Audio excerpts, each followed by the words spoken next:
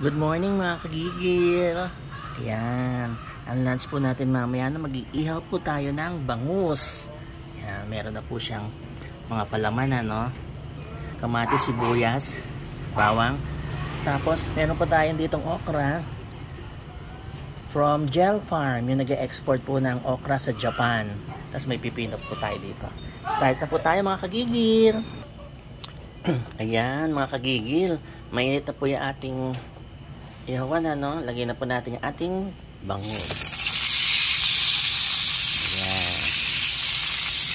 12 to 15 minutes on each side. Okay? Ayan, nabaligtad na po natin, ano? Basta 12 minutes on each side lang po yan. Okay na siya. Wait pa lang po natin. Check na po natin, ano? Wow, okay. Ito na po ito.